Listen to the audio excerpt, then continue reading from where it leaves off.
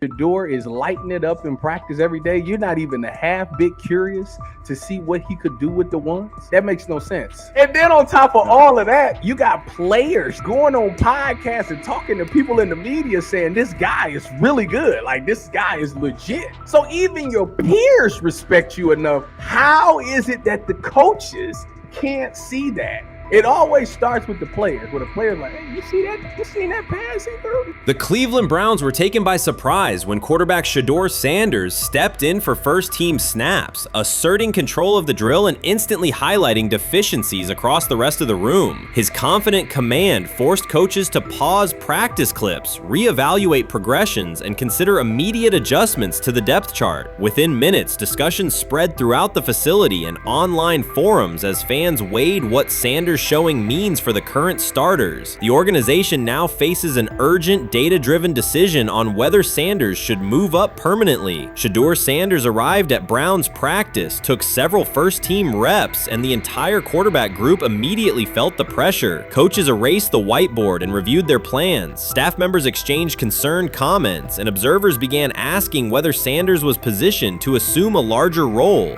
Tony, every year we see at least 1 to 2 teams. They were in last place in their division the year before.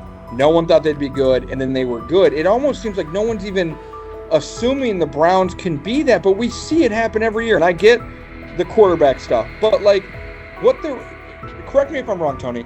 The Browns are trying to run the football, play good defense, not turn the ball over in the passing game, and try and take advantage when they can, correct? That's what they're trying to do.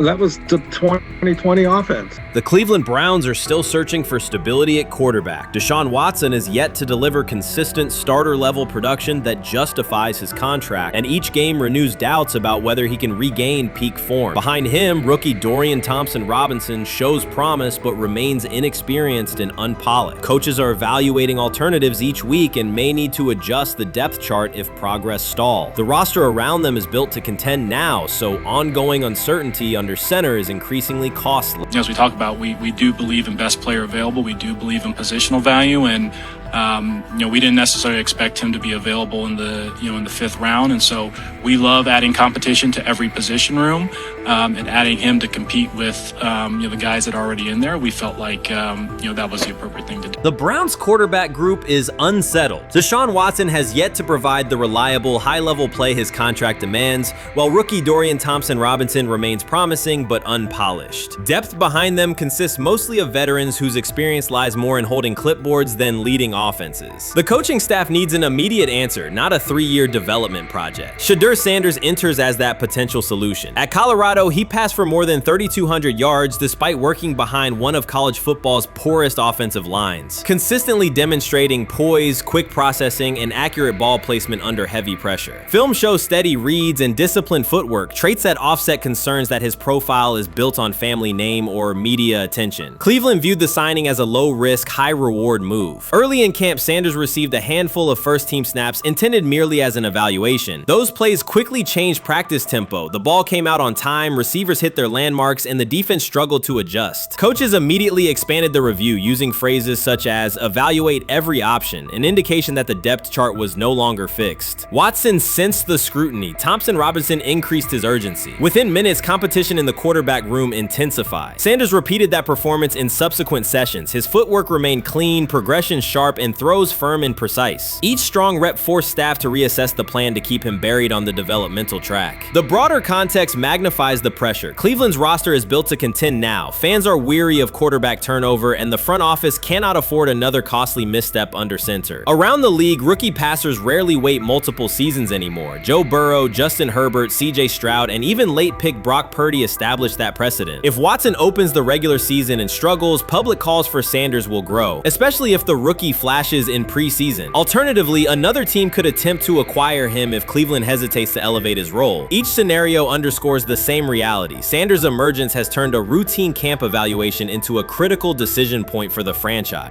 And we saw Dylan Gabriel go 11-11 with the first team, Shedeur Sanders go 11-11 with the second unit. So that was really the big wrinkle today.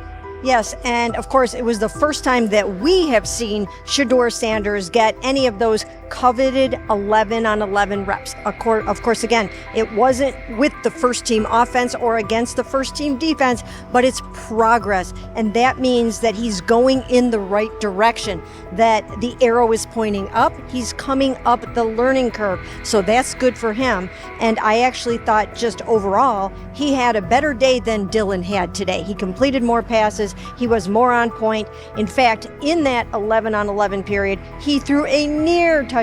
Desperation can push franchises toward aggressive decisions, especially when their quarterback options appear unconvincing or outdated. One scenario now emerging is that Sanders earns enough confidence to take full preseason reps with the starters, forcing Cleveland to revisit a depth chart it believed was settled at the beginning of July. They say training camp decides depth charts, but Shedeur Sanders began fighting for his job long before he will step inside the Browns facility. While most first-year players squeezed in one last vacation, he slipped onto a private field in Texas, strapped on Cleveland's helmet and shoulder pads, pulled a fresh number 2 jersey over his chest, and started rifling timing routes as if it were the opening drive of week 1. No cameras, no hype track, no product placement, just sweat, cadence, and ball placement. A rookie does not rehearse in full game gear unless he already envisions himself commanding the huddle. Plenty of observers shrug that clip off. They insist the 5th rounder, quote, isn't ready, cling to depth chart conventions, or whisper that the name across his shoulders did most of the talking on draft day. Maybe it is the Deion connection, maybe it is a preference for prospects who blend quietly into the background, or maybe the league's gatekeepers fear the possibility that the kid is better than the quarterbacks they have spent months promoting. Whatever the motive, the countdown has started, and video rarely lies. Shedeur Sanders is not preparing to arrive. He is preparing to lead.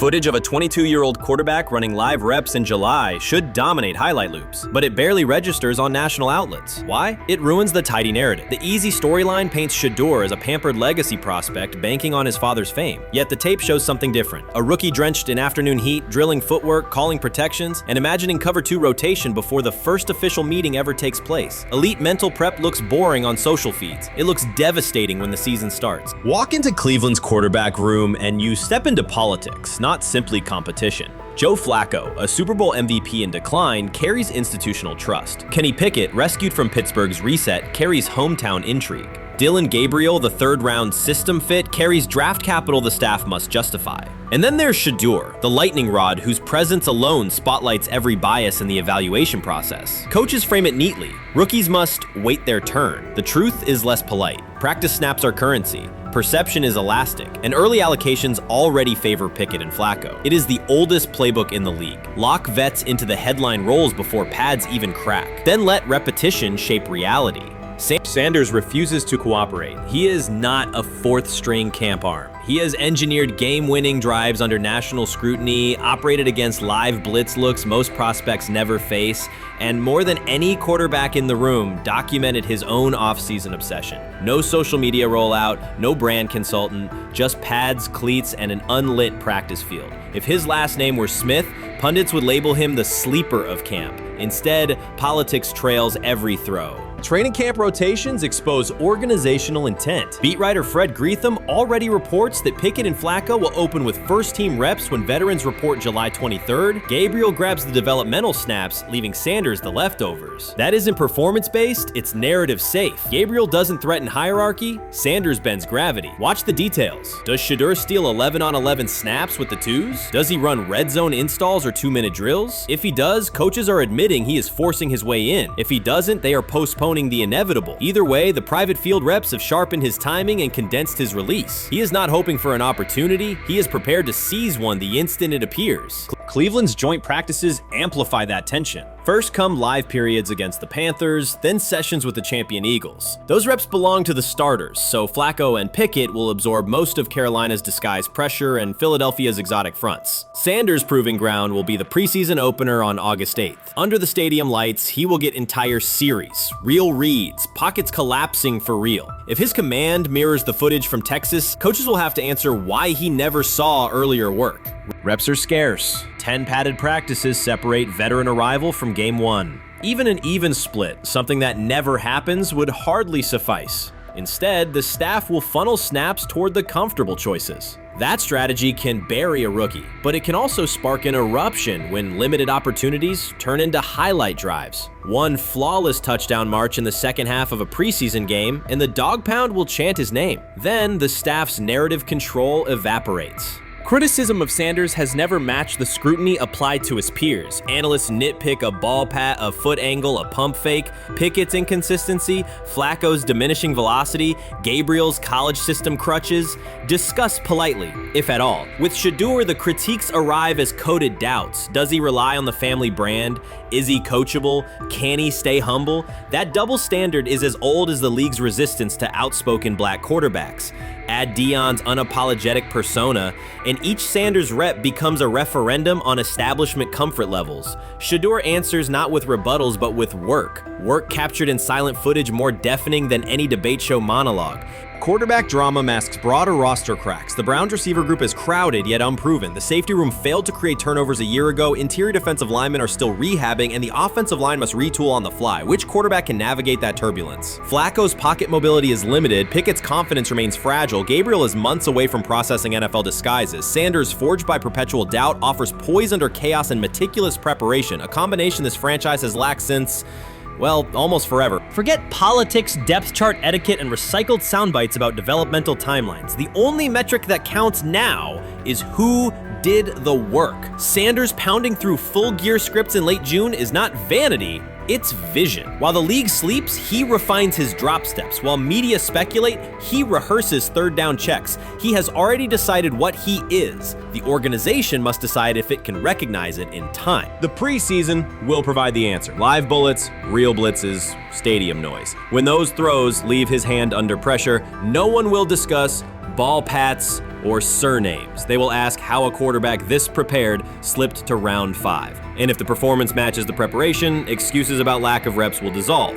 It will be production against perception, and Shedeur Sanders has been producing where no one could see. Ready is the wrong word. He has been ready. Shedeur Sanders doesn't ask for excuses. He hasn't blamed limited reps, patched together receiver groups, or fourth-string offensive linemen struggling against Cleveland's second-team defense. He shows up, works, and demonstrates why he belongs. On day 3 of Browns training camp, for the first time since OTAs, he finally received something close to a fair opportunity. He lined up with the second unit during an 11-on-11 period and made the most of it. In 8 plays, he did what he typically does when given a chance. He executed. He went 2 for 2 on a quick series, finishing with a decisive throw to tight end Blake Whiteheart that immediately caught the sideline's attention. There was no hesitation in his drop, no unsettled feet, and no panic. Just firm, accurate timing and clean operation. It raised an obvious question. What has taken so long for the Browns to evaluate him with a functional group? The story isn't only about one throw, it's about the delay before it. Sanders has been the guy for most of his football life, commanding high school programs, starring in the Southwestern Athletic Conference at Jackson State, then operating under national attention at Colorado. For the first time, he's been told to wait. He has treated that reality as part of the job rather than a setback. He has prepared like a professional since the moment he arrived, and on the 3rd day of camp in heavy heat, he let the football represent his case. While coverage focused on the veteran presence of Kenny Pickett and Joe Flacco, Sanders made an impression with minimal volume. The difference with the second team was immediate. Protection held up, routes were on schedule, and progressions unfolded as designed. Within that structure, he looked like the quarterback who led efficient offenses at Jackson State and Colorado. Calm in the pocket, decisive in his reads, and accurate to tight windows. This was not simply a good practice period, it was a clear statement. He was not just operating the script, he was directing it. The timing was sharp, the reads were clean, and the seam throw to Whiteheart was a high-level anticipation throw, professional in placement and pace. The narrative around Sanders should reflect that when he is placed in a workable situation, his strengths are visible. Early work with 4th unit personnel included protection issues and unreliable spacing. With the 2nd unit, those variables stabilized, and his work looked consistent with his resume. The performance supported a straightforward conclusion. The evaluation should move forward with higher quality reps. Sanders has been explicit about his approach. He does not request special treatment. He intends to be prepared so that when an opportunity appears, he can step in without a drop-off. He has said he wants to be ready for anything and not offer explanations after the fact. That mindset fits what teammates and coaches have observed. A quarterback focused on the assignment, not the conversation around it.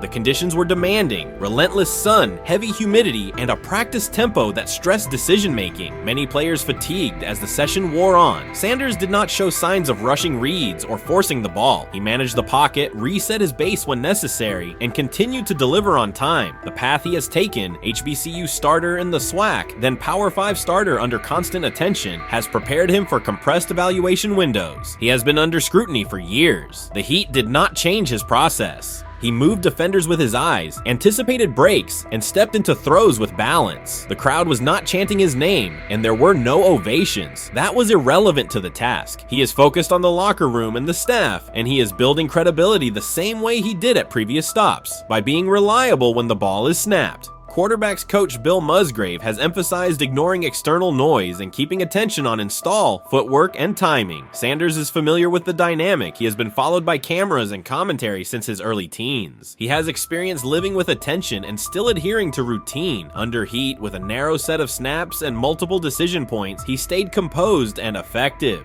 2 speeding citations, 91 miles per hour in Brunswick and 101 miles per hour in Strongsville, became national items. General Manager Andrew Berry characterized the decisions as not smart and stressed that it's not only about driving fast, but about the safety of others. Sanders accepted responsibility, stated that he learned from the incidents, and said he would follow the rules. The attention to those citations did not alter his daily schedule or his practice preparation. He arrived early, stayed engaged, and kept the discussion centered on work.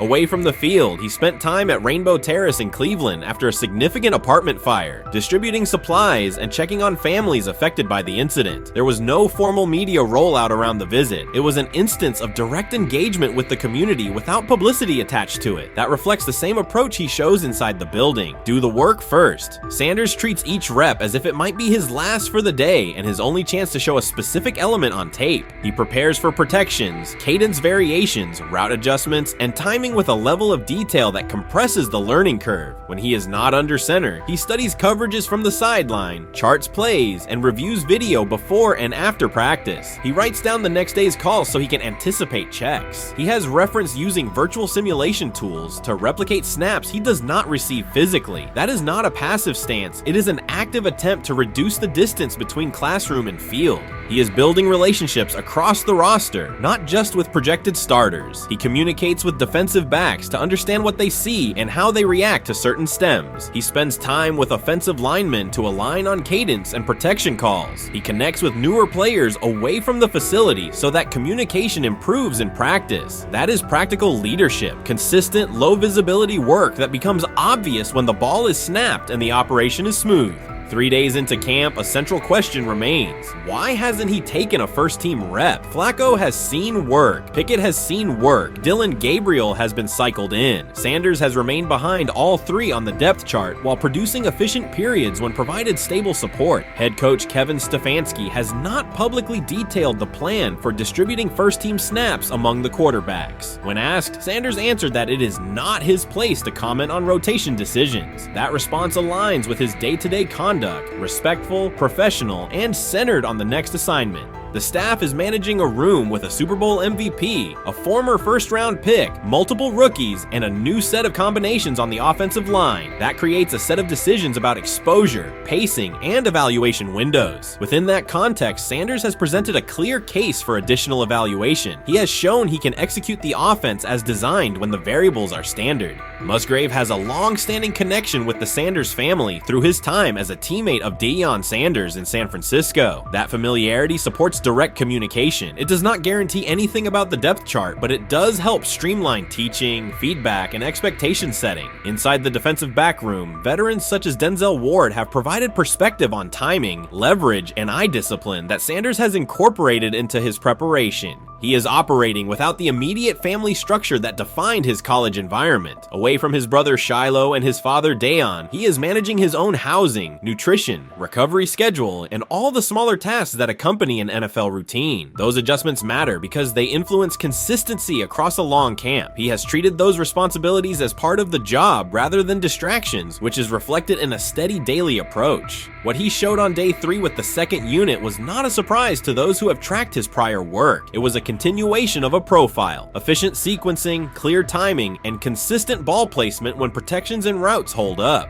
The 8-play period was short, but it was enough to reinforce the point. He doesn't need a large sample to demonstrate baseline operation. He needs a fair sample to test ceiling and adaptability. There is also the matter of perception. Public attention concentrated on the speeding tickets and the general manager's response. Less attention fell on the preparation, the efficient period with the second team, or the community engagement at Rainbow Terrace. That imbalance is common in training camp narratives. Sanders has handled it by keeping his answers simple and his focus on football. He has not tried to redirect the conversation. He has done his work and waited for additional reps. The objective next step is straightforward. Expand the evaluation with higher unit personnel and standard opponents. That does not require a complete reshuffling of the depth chart. It requires allocating a defined sequence of first-team snaps so that timing with starting receivers and protections with starting linemen can be measured on tape. The staff can then compare operation speed, accuracy under pressure, red zone decision-making, and 2-minute mechanics against the other quarterbacks. That is the most direct way to clarify the competition. None of this dismisses the experience or track records of the veterans in the room. It emphasizes that the purpose of camp is to test assumptions with current performance. Sanders has provided enough evidence with the second unit to justify a broader look. He has shown that the pace of his feet matches the pace of his eyes, that he can hold safeties with his shoulders, and that he can drive intermediate throws without float. He has also shown discipline to take the clean completion rather than force the vertical shot when leverage dictates otherwise. Every day, he has addressed the controllable items, meetings, note-taking, install recall, cadence management, and post-practice review. He has not asked for public guarantees. He has asked for an opportunity to compete on comparable terms. The 8-play sequence with the second unit was a small but clear example of what he can do when those terms exist. The staff's communications have been measured. Stefanski has not laid out a schedule for first-team rotations publicly. Barry addressed the speeding incidents directly and emphasized standards for decision-making off the field. Sanders accepted the criticism, adjusted his behavior, and moved forward. Those are the relevant facts. What remains is a football evaluation that can only be completed by giving him snaps with the top group and measuring the results. If that evaluation occurs and he performs at the level he showed with the second unit, the conversation will shift from potential to placement. If it does not occur, the question will persist through camp. Why not test the full picture? Sanders has built a case based on preparation, poise, and execution. He has demonstrated leadership by building relationships across the roster. He has shown maturity in handling external issues directly and moving on. He has given the staff reasons on the field and in the building to continue the process.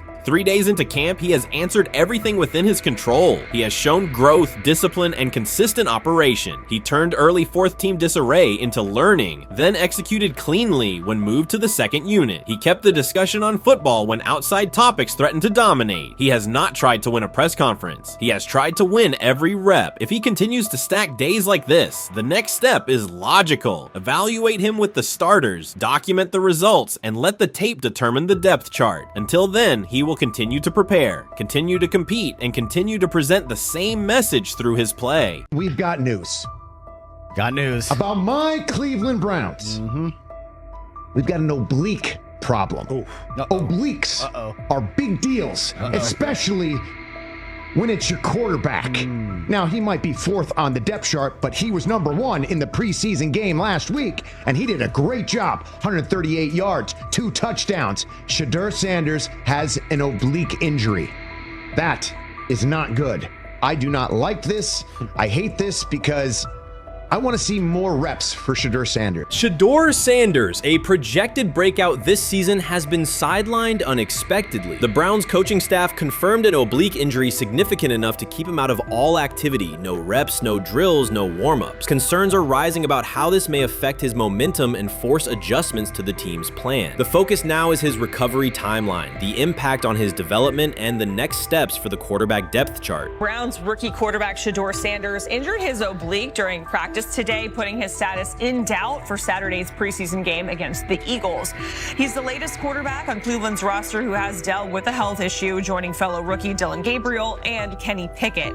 Sanders, who is trying to fight his way up the Browns depth chart, started the preseason opener last week and threw to practice. So how concerning is this for Shedeur as he is trying to, again, make his way up the depth chart, be QB2, potentially QB1 in the future? Dillon Gabriel taking Shedeur Sanders' QB1 spot after Sanders Sanders suffers an oblique injury is more than a roster change. It signals the staff is choosing urgency over efficiency. You do not replace a quarterback operating near a 70% completion rate with one coming off a 32% outing unless the decision is driven by desperation or poor evaluation. That is not strategy, it is avoidable loss of production. The impact on accuracy, timing, and drive sustainability is clear, and the difference is apparent to anyone watching. Well, here's what we know. I mean, after practice, Kevin Stefanski, the head coach of the Cleveland Browns, was not available to the media, but I did talk to him on the field as the players were coming off, and he told me that Shedeur Sanders complained of oblique soreness during the warm-ups this morning. Shedeur Sanders' absence isn't just a gap in the lineup, it's a setback for the entire offense. He thrives under pressure and makes throws others won't attempt. When he's healthy, every pass has intent, every drive has rhythm, and opposing defenses know they're in for a long day. Replace him with Dillon Gabriel and the defense senses an opening. Corners press tighter, safeties cheat down, and linebackers blitz more aggressively because they don't expect the same timing, velocity, or accuracy.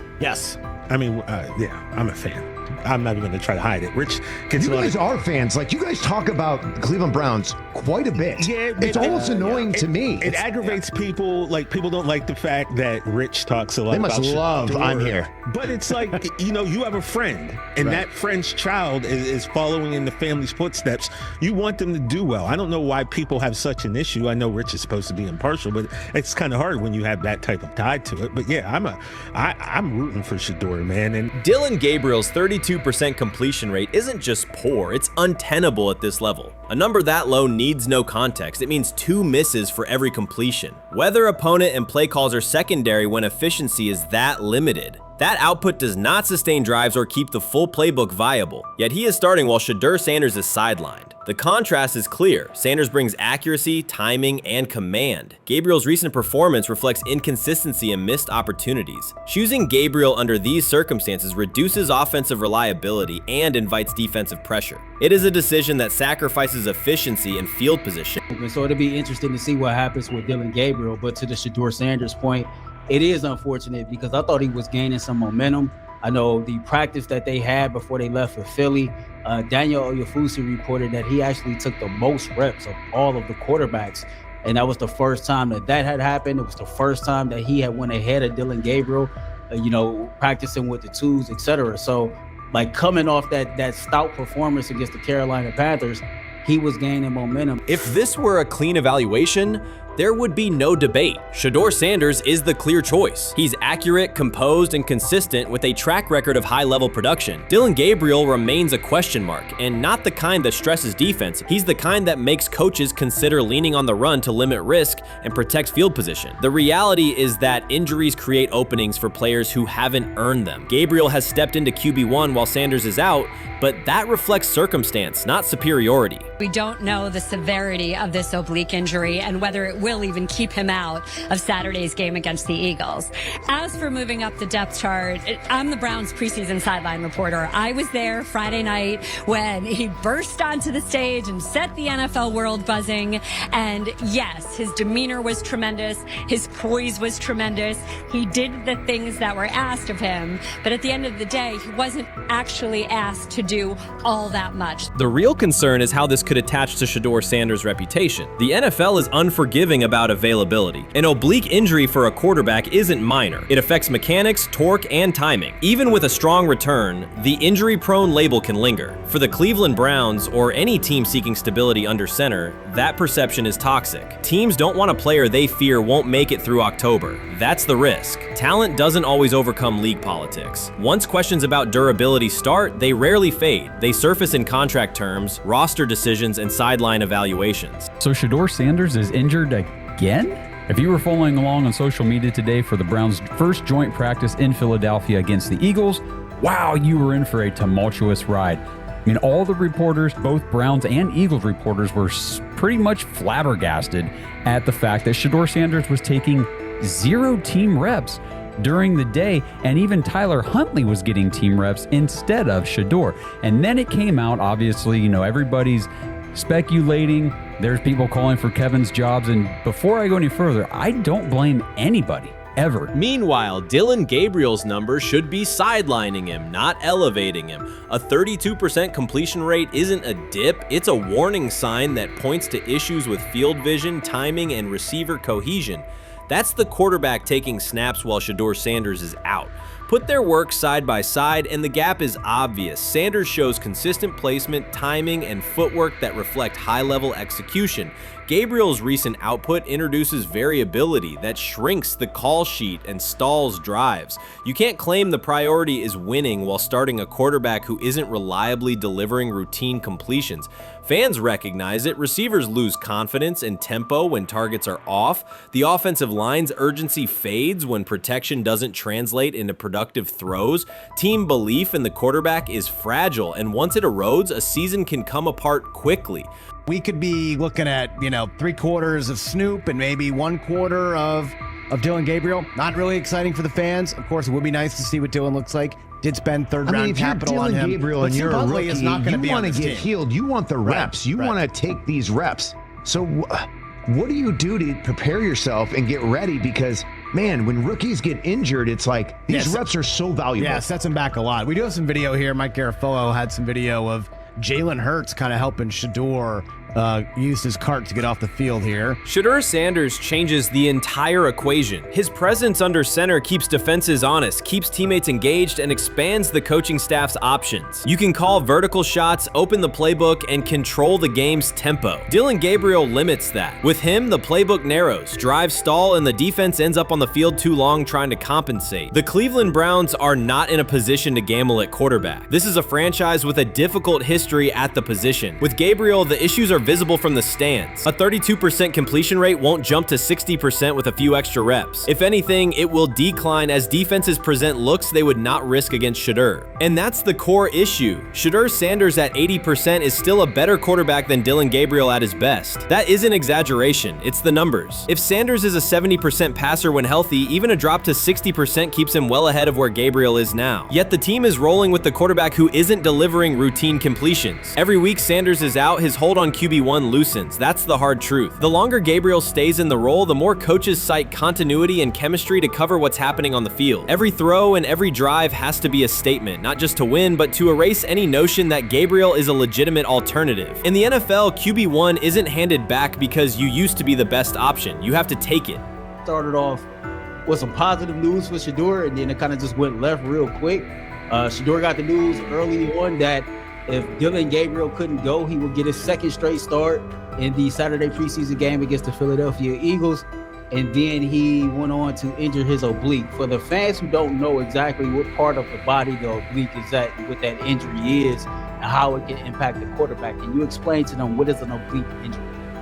It's like up in this area, right? Well, you can't see me, but like right up in here, when you go to throw, like obviously that's all that. So the truth is straightforward. The Cleveland Browns, or any team in this situation, aren't going anywhere meaningful with Dillon Gabriel under center. You can frame it as progress and point to selective highlights, but reality will level it out, and by then the season is already slipping. Shedeur Sanders is the difference between a team with a path forward and a team playing out the schedule. He reads coverages, delivers on-time throws, and forces defenses to respect every level of the field. Gabriel turns the offense into guesswork. The NFL is built on results, and the results are clear. Gabriel's 32% completion rate functions as a warning sign. It doesn't need context, a clinic, or a film session to explain. It signals inefficiency that stalls drives and compresses the playbook. Yet he has been handed the role Shedeur established through precision, composure, and production. That decision undercuts the stated goal of winning. With Sanders, the offense retains structure, rhythm, and threat. With Gabriel, it narrows and exposes the defense to longer stretches on the field.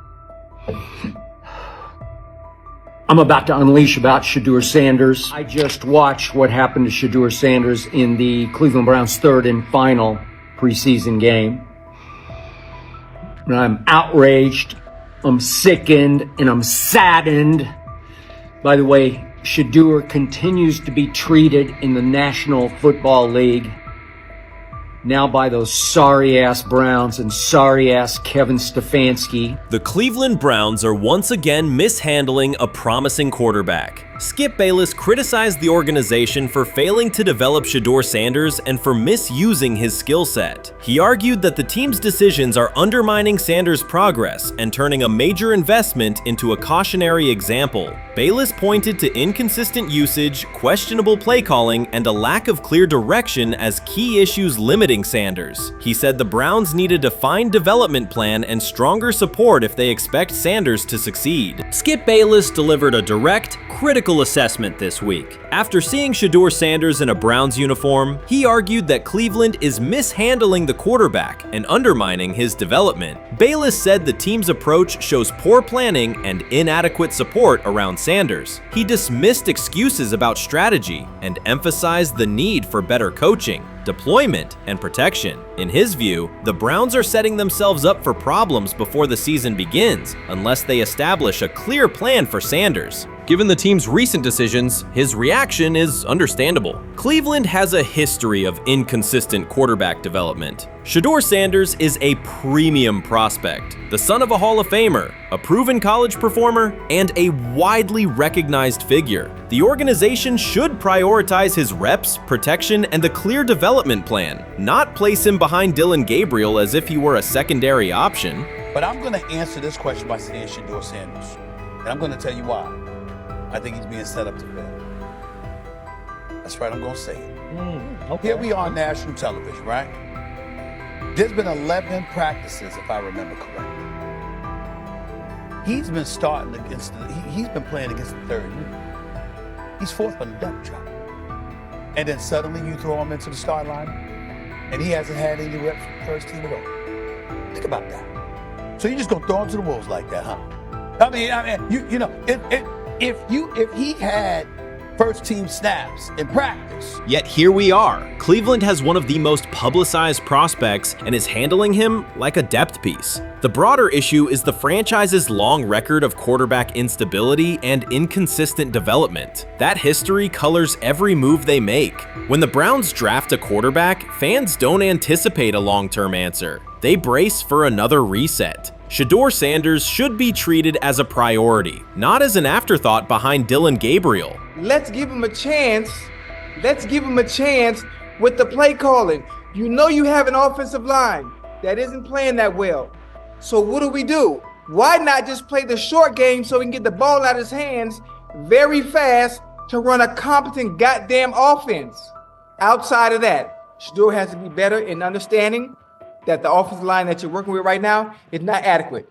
Why not allow the players that are competing for a job, in this instance, Shedeur Sanders, to finish off the 2-minute drill? When Browns fans see another quarterback selected, they brace for another setback. The franchise's recent history, from Johnny Manziel's failed stint to the rocky handling of Baker Mayfield, reflects inconsistent development and short-term decision-making. Against that backdrop, Skip Bayless's reaction to Shedeur Sanders on Cleveland's roster was blunt. He argued the team is already mishandling a premium prospect by treating him as a secondary option instead of a centerpiece for the future. Bayless's position is straightforward. Sanders is not just a name, he brings proven college production, leadership traits, and significant visibility that can strengthen both the offense and the organization's broader profile. Burying him on the depth chart behind Dillon Gabriel signals a lack of a clear development plan and wastes early momentum. Instead, Bayless contends, Cleveland should establish a defined pathway.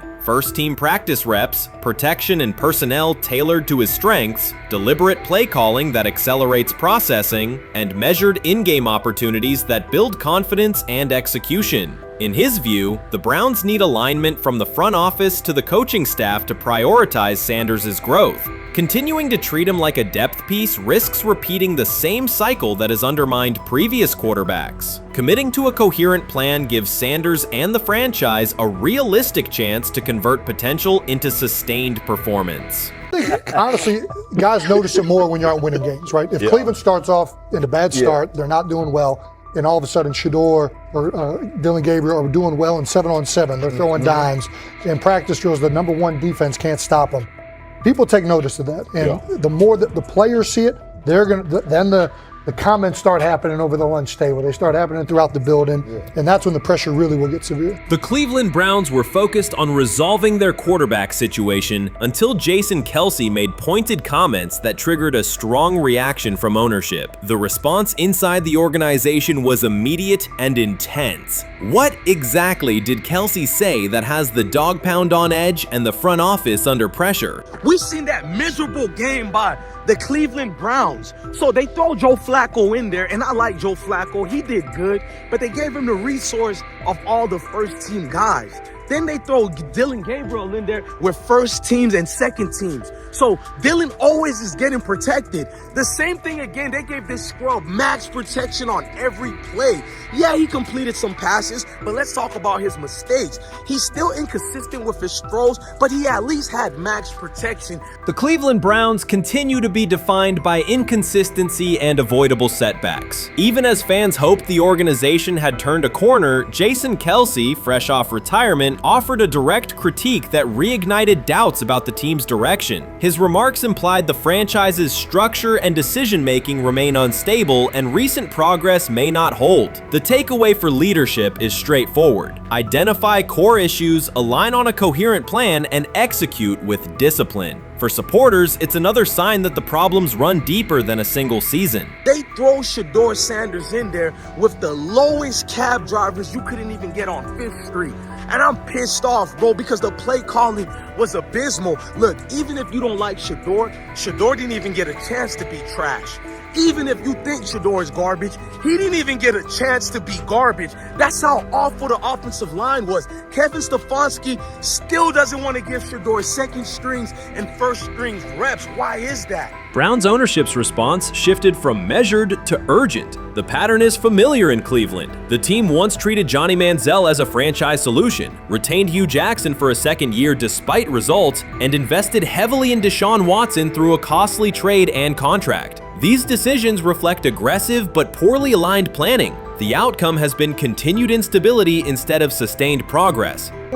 That this was the guy that they wanted to start. He's seasoned, he's experienced, he still has a big-time arm, even at his age, and they open with the Cincinnati Bengals. They wanted that experienced guy. He was always going to be the guy. They were not going to start Dylan Gabriel or Shedeur Sanders in week 1. Kenny Pickett had a hamstring injury. It makes it easy to go with Joe Flacco. And the question isn't and wasn't going to be who's the starter in Cleveland. The question is, who's going to be the backup in Cleveland? Who's going to be the number 2 quarterback when they open the season against these Bengals? Fans still show up season after season, expecting improvement and bracing for setbacks. The usual pattern has been early optimism followed by a gradual collapse. But last season was different. For a sustained stretch, the Browns looked organized and competitive, resembling a functioning team. Couple days, 3 days until roster cutdowns, how do you feel about that? Do you feel like you belong here on this team? Obviously, I think overall as a player, I feel like I put in the work. I feel like everything I do, I try to do it to my best, and that's all I ask for. So I feel like everybody feels like, they should be on the team, and if you ask anybody on the team, would they feel like they belong, in their own eyes. So I feel like I do, but I'm my own player, I think about myself in a high regard. The front office entered the offseason confident. Kevin Stefanski was being praised, and the Dog Pound believed the team had made real progress. Then Jason Kelce delivered a pointed assessment that cut through the optimism. Fresh into retirement, the former Eagles All-Pro and Super Bowl champion said Cleveland still looks like a team patching over issues rather than building a durable contender. Kelce's view was direct. The Browns' structure is fragile, and the roster is too dependent on perfect health at quarterback. He argued the team is one injury away from losing continuity and sliding backward. Because Kelce has operated inside a stable, championship-level organization, his comments carried weight with players, media, and fans. The reaction was immediate. People took his critique seriously, not as outside noise, but as an informed evaluation of how a successful team should be built. Ownership also felt the impact. Jimmy Haslam's response shifted to urgency, a sign that leadership recognizes the stakes. The criticism arrives in the context of prior high-risk decisions, especially the fully guaranteed $230 million commitment tied to Deshaun Watson. Watson has missed time and shown inconsistency when available, and the contract has constrained flexibility. Kelsey's remarks highlight why depth, alignment between the front office and coaching staff, and a clear contingency plan at quarterback are non-negotiable. The takeaway is straightforward. Cleveland must convert last season's progress into a stable framework, protect the quarterback, deepen critical positions, and establish a plan that survives injuries and short-term setbacks. Without that, the games that fueled optimism will remain temporary.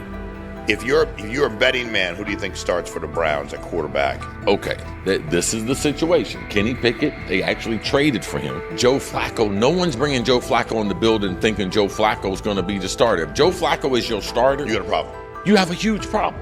And if they were saying Shedeur was the starter as the 5th rounder, you got a real problem too, because he passed over all these guys in these reps in the offseason in shorts, in bikini shorts, Speedos and stuff. Like, no. That kind of stuff. So I'm not that surprised when you put down a 3rd round pick on a quarterback. You do believe he has a certain skill set. Jason Kelce stated the obvious. Cleveland committed to a quarterback who hasn't played at an elite level in years, and Joe Flacco's playoff run didn't change the long-term outlook. Ownership appeared more upset that the criticism was public than by the substance of the critique. Many fans agreed. They've seen this pattern before. Rosters age, injuries are inevitable, and when a single contract dominates the cap, one setback at quarterback can undermine the entire season. Kelce's broader point was about structure. The Browns prioritized the high-cost, uncertain starter over depth and contingency. The late-season surge masked issues that remain: limited cap flexibility, thin depth at key positions, and an offense that lacks a credible plan B. Fans recognize how quickly a strong defense can decline with injuries, and how an offense without redundancy stalls. The AFC North raises the stakes. Baltimore with Lamar Jackson sustains a top standard. Cincinnati with Joe Burrow returns to contention when healthy. Pittsburgh rarely slips below .500 under Mike Tomlin and wins with defense and consistency. In that environment, Cleveland can't rely on perfect health or peak form from one player. The path forward is clear. Diversify cap allocation, reinforce the offensive line and receiver depth, carry a legitimate backup plan at quarterback, and install a scheme that functions regardless of who is under center. Given what we saw yesterday with Shedeur Sanders, somebody on the Cleveland Browns is 100% getting fired, probably by the end of this year. The person who's probably going to end up getting fired is Kevin Stefanski, because I know that he didn't want Shedeur Sanders on the team. It was Andrew Berry who made that pick. You can't really go against your GM. Bad things happen in this situation. But Shedeur Sanders is not without fault for what we saw yesterday. This is the play that we saw yesterday that has the internet just exploding, where Shedeur Sanders took like a 24-yard sack.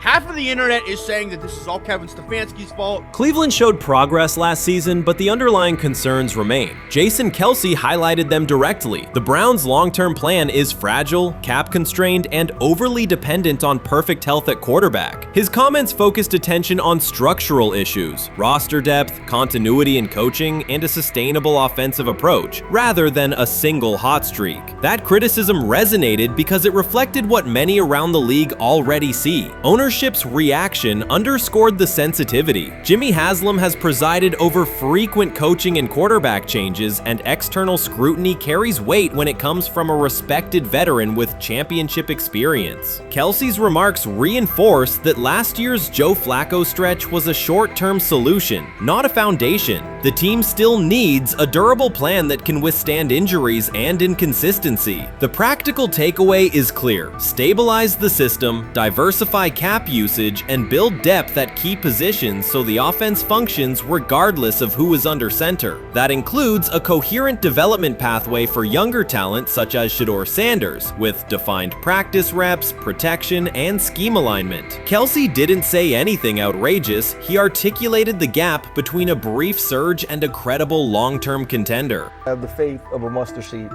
Right, because this is the greatest resurrection since Jesus the Christ. Right, like at some point, Joe Flacco was thinking about getting into TV. Yeah. Right, Joe Flacco didn't have a job, and then now you not only come back and start for the Cleveland Browns late in the 2023 season, but they came back around to you. You're now the day one starter for a franchise that just 2 years ago was in the playoffs. The Browns' quarterback situation remains unsettled. Deshaun Watson was expected to be the long-term answer, but injuries and inconsistent play have prevented him from reaching an elite level. When the team turned to Joe Flacco after Watson's season deteriorated, Flacco immediately lifted the offense and produced results that highlighted the gap between expectations and reality. That a 39-year-old late addition could outperform a $230 million starter was not just a short-term surprise, it raised fundamental questions about roster construction and evaluation. Quarterback depth has been fragile, and the late-season surge masked broader structural problems. Jason Kelce's remarks made that clear. Cleveland is vulnerable if the starter is unavailable, cap flexibility is limited, and the offensive plan lacks a stable contingency. His critique drew attention to leadership and planning as much as on-field performance. Jimmy Haslam's strong reaction reflects the pressure on ownership. The organization has promoted a message of stability and progress, but Kelce's assessment suggested those gains are not yet durable. The path forward requires a realistic approach to the cap, a credible backup plan at quarterback, and a system that holds up regardless of personnel. Chris Carter's televised assessment of Shedeur Sanders triggered immediate pushback from Cleveland fans, local media, and even several Browns veterans. Carter dismissed Sanders, a fifth-round pick, as unprepared to start, and framed the growing interest around him as purely a byproduct of surname recognition. Since that segment aired, practice reports have told a very different story. Observers inside the Browns facility describe a rookie quarterback who is closing the gap on Kenny Pickett and Dillon Gabriel with surprising speed. Sanders first turned heads in rookie minicamp by directing the huddle with a calm that belied his inexperience.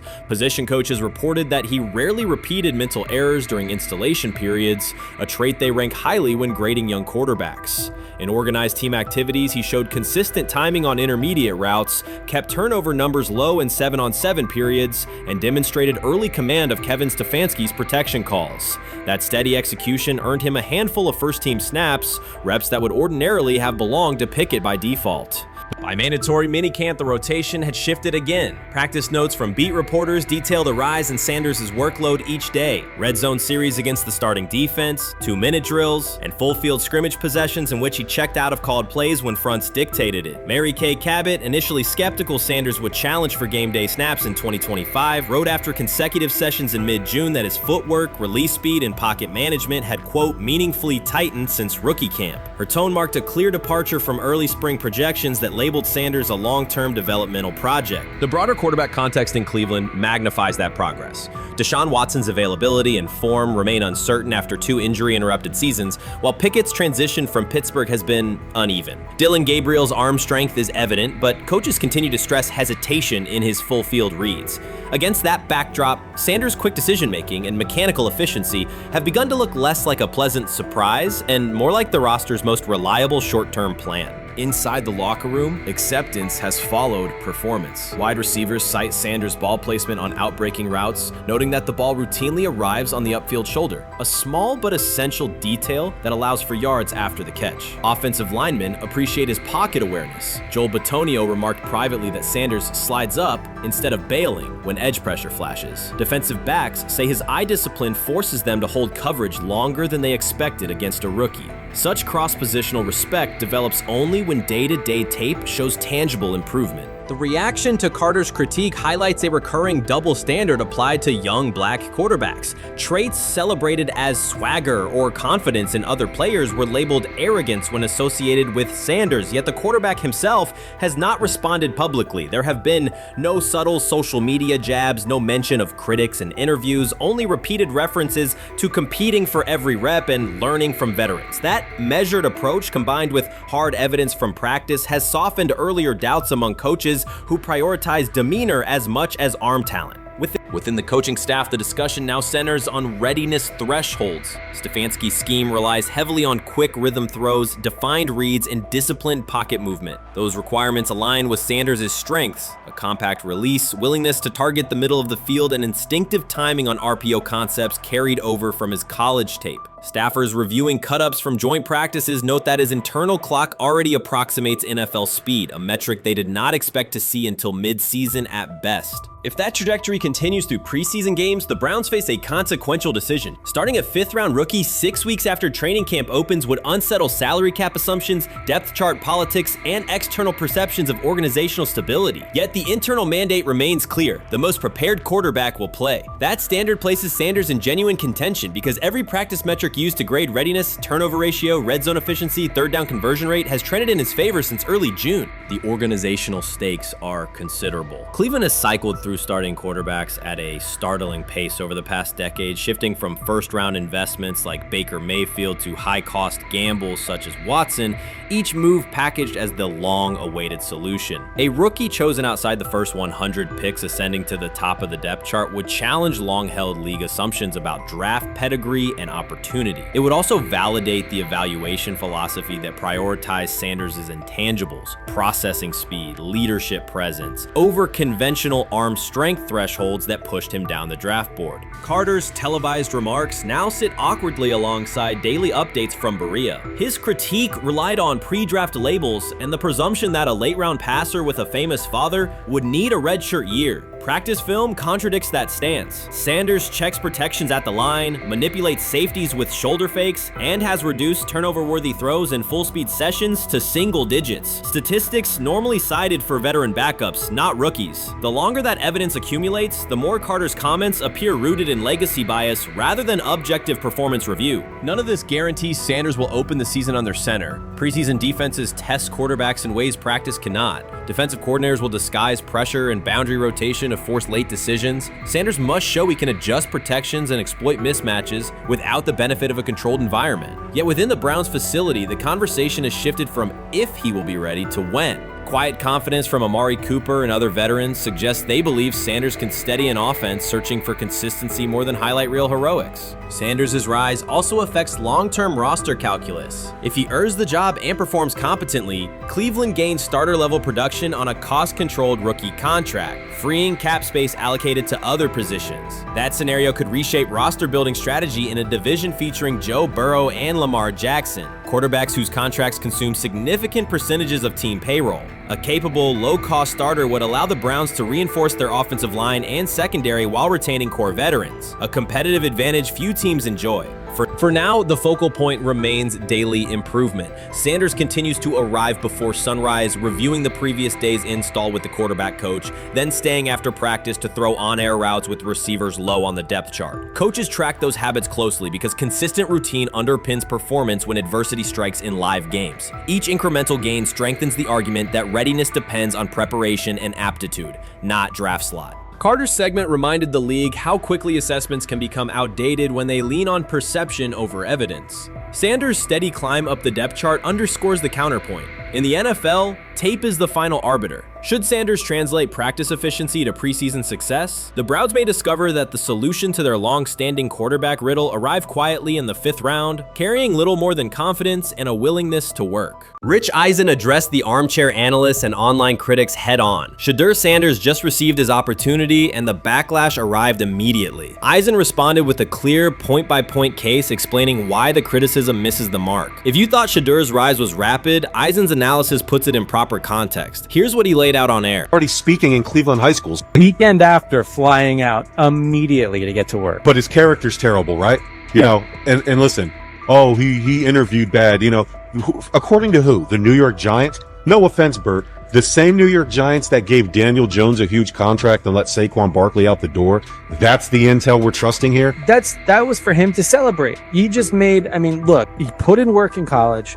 He had the privilege of being coached by his father, which we all would love and choose. He turned around not one but two programs in college football, And then literally for any athlete, being drafted at the highest level is a success story in itself. Rich Eisen delivered a direct response to the critics. He addressed the online claims reducing Shedeur Sanders to Deion Sanders' son instead of evaluating him as a quarterback on merit. Eisen challenged those assumptions and refocused the discussion on performance, preparation, and opportunity. Say Kenny Pickett had strained his hamstring. Shedeur, they say his first day in pass, 9 for 9, 2 touchdowns, no interceptions. Really was just hating on this young guy. Within minutes, Rich Eisen delivered a structured breakdown, addressing each claim with evidence and dismantling weak narratives through clear analysis. He replaced speculation with data and kept the focus on what matters: decision-making, accuracy, leadership, preparation, and game management. The reality is simple. Shedeur Sanders was not given this opportunity. He earned it through performance and consistency against real competition. He accepted the role, met the standard, and handled the moment with professionalism and urgency. No shortcuts, no favors, just results and readiness. Eisen's point was direct. Evaluate Shedeur on his work, not assumptions, and acknowledge that he has justified the opportunity on the field. I've done it at 2 locations already, so it's simple. So that's why when people say I'm not, one of the top quarterbacks or the top quarterback, is what are y'all going based off of? Because I did it year after year after year, and you see the progression. So it's like, obviously, it got to be some type of external hate that you have for the family, for the last name, for anything, because I know I proved myself. While many were still debating whether he was NFL ready, Shedeur Sanders stepped onto the practice field and operated like a clear QB1, setting protections, controlling tempo, and executing the plan. The narrative that he is just flash, media attention, or his father's influence does not hold up against his work in installs, progressions, and situational drills. What he showed was composure, efficiency, and command of the offense. He processed quickly, protected the football, and delivered on-time throws, demonstrating preparation and control. I'm a firm believer. If I wanted Shedeur Sanders at 2, at worst at 33, of course I already think that he's better than other quarterbacks, because that's the type of talent. That's where I would have picked him at.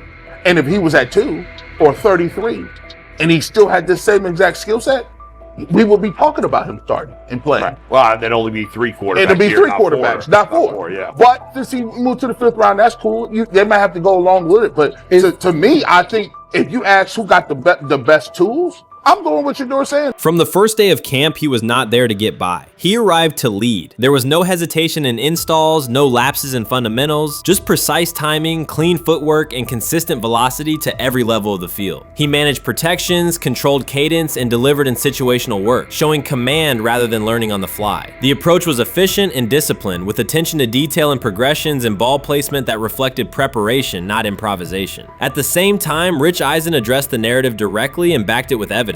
He laid out clips, context, and performance markers to cut through speculation. Eisen emphasized that Shedeur Sanders did not step into this moment because of publicity. He built toward it through sustained work, resilience, and results. The background, media readiness, high football IQ, and a professional approach was developed over years, not days, and it translated to immediate operational control of the offense. The resistance came from familiar places. Some in the traditional guard still frame mobile quarterbacks as limited and expected the nepotism label to define him. That view did not hold up against what was on the field. Composure under pressure, secure decision-making, accurate throws into tight windows, and consistent execution in red zone and 2-minute sequences. Eisen's point was clear. Evaluate Shedeur Sanders on performance and readiness. The evidence shows he earned the opportunity and is meeting the standard with accountability and consistency. Yeah, teams didn't draft him because they didn't think he was first-round talent.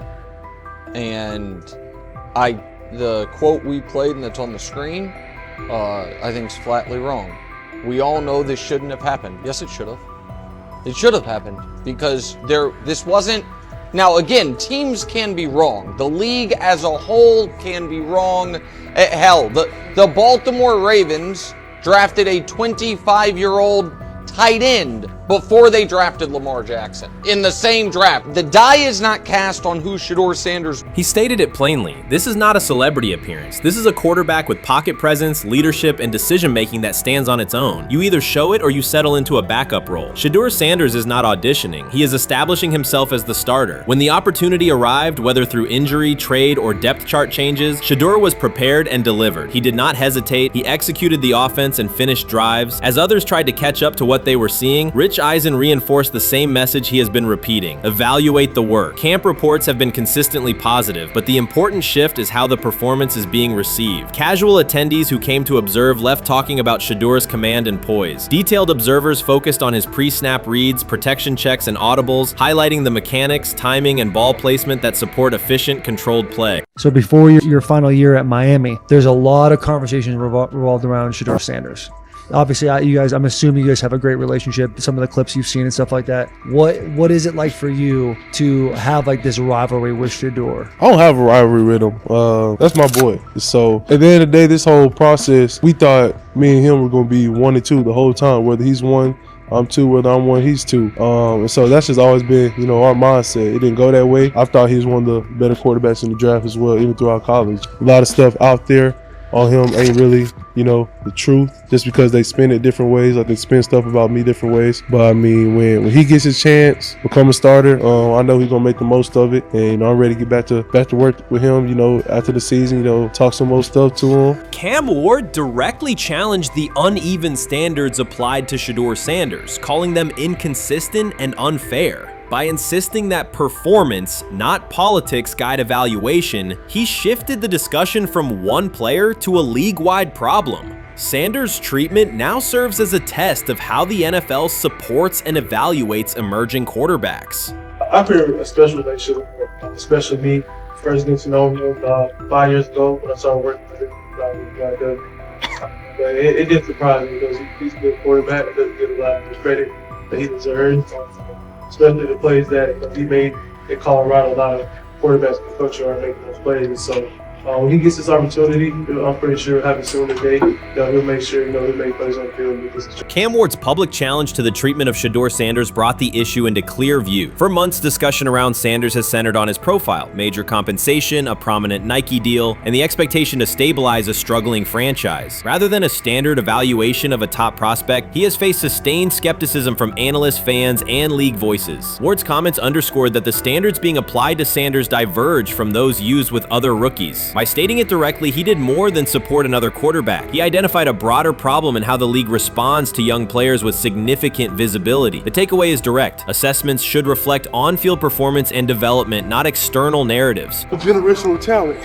I'm gonna prove him right. I'm gonna prove him right. Don't worry. Oh my God. An article came out today. I'm generational. So I guess it's article versus article. I like that you think that, man. But we all know the truth. What? Trav gonna be first? You generational, I'm legendary. That's cool. We can be legendary. Legendary get their ass. We'll start going in like 5 minutes. Shedeur Sanders entered the league with more than a playbook. He brought a public brand, a family legacy, and expectations unusual for a first-year quarterback. Before his first regular season throw, he was already positioned at the center of attention. Rather than assess him on that reality and his on-field ability, many voices reduced him to marketing, treating visibility as proof of hype instead of performance. Cam Ward pushed back on that framing. His point was simple: judge Sanders by the same criteria applied to other rookies. With Sanders' resume, production, leadership, and composure, most first-year quarterbacks would be discussed as long-term cornerstones. The evaluation should be consistent, focused on development and results, not perception. This is the process with Shedeur, who I know is a buddy of yours, and how do you think both of you guys will end up doing in the league? I think we'll both end up being one of the best quarterbacks in the league. I just think the work that me and him are willing to put in, the relationship we have to constantly compete each and every day, to better our craft, for ourselves. I just think it's gonna end up paying off for us in the long run. Do you guys kid each other about who's going first, and how much does that matter to you? Yeah, we play around, we joke around with it. Really don't mean nothing. The draft pick will never mean anything. At the end of the day, you got to show whether you can prove each and every Sunday. You can't just do it 1 year. Disrespect shows up in two patterns. First, Shedeur Sanders is repeatedly framed through his father, Deion Sanders, as if lineage erases his own work. Discussion drifts to pedigree instead of what the film shows. Second, his visibility is treated with suspicion. His audience reach, partnerships, and ability to lift ratings are labeled fueled hype rather than recognized as value. Instead of acknowledging that he drives demand and expands the stage for his team, critics call it an unfair edge. The result is a skewed evaluation. Star power is held against him while on-field production gets pushed aside. The standard should be consistent. Assess the tape and the development, not the last name or the attention it brings. Well, Ward, we're microfact. Cam Ward's remarks went beyond defending Shedeur Sanders. They confronted how the league manages star power. The reality is simple. The NFL markets visibility, but resists it when a player doesn't follow the expected script. Rookies are supposed to be quiet, deferential, and grateful for limited leverage. Sanders arrived with leverage, brand reach, major endorsements, and confidence. And that presence was recast as entitlement. Instead of treating those factors as earned advantages, much of the commentary used them to diminish him. Ward called out that contradiction. The same influence the league sells to audiences is criticized when a young player exercises it. His point is a standards problem, not a personality dispute. Evaluate Sanders on his preparation, leadership, and results. Don't penalize him for having a platform or for using the leverage that the modern NFL itself helps create. Now it sounds like the Cleveland Browns are going to all but imprison Shedeur Sanders in the football sense of a very talented rookie quarterback who obviously needs reps, who needs an opportunity, and who now, barring some miraculous luck, will not get the opportunity to play in a single real game. I'm sure many around the NFL are celebrating as we speak. They are chuckling about this. Many in the NFL wanted to teach Shedeur and his daddy. Cleveland became the center of the conversation. With Shedeur Sanders attached to a major Nike partnership, the expectation was straightforward. He should be given real game reps. The Browns instead leaned on Joe Flacco as the default choice, treating stability as the safer path while sidelining a quarterback with clear cultural and commercial pull. Each week Sanders didn't see the field, scrutiny grew. Commentary questioned the value of his contract environment and relevance, and fan debate shifted from development to doubt. That wasn't measured evaluation. It was a delay framed as prudence that eroded confidence in the process. Cam Ward reset the terms of the debate. He pointed to an uneven standard. When veterans or other young players secure significant endorsements, it's considered smart business. When Sanders does it at scale, it's recast as ego or hype. Even the scope of his off-field agreements became ammunition against him rather than evidence of market demand. Ward's position is simple. Use one standard. Assess Sanders on preparation, decision-making, and progression, not on discomfort with his platform. Treat visibility as an asset, not a disqualifier. The issue isn't attitude or branding, it's the consistency of the evaluation. Ward called it directly. The treatment has been unequal, and it should be corrected by aligning opportunity with performance criteria. Fans need to recognize there's not a team in the league he'd start for. Not one. That's not ridiculous, that's not unfair, that's not a vast conspiracy. Shedeur Sanders fans are Angel Reese fans. They're just fair weather fans who don't really give a fuck about the sport. Most of them are just Dion fucking groupies that followed him when he went to fucking Colorado, just like Angel Reese's fans had never watched basketball prior to her playing at LSU, and they followed her to the WNBA and don't know shit about the sport.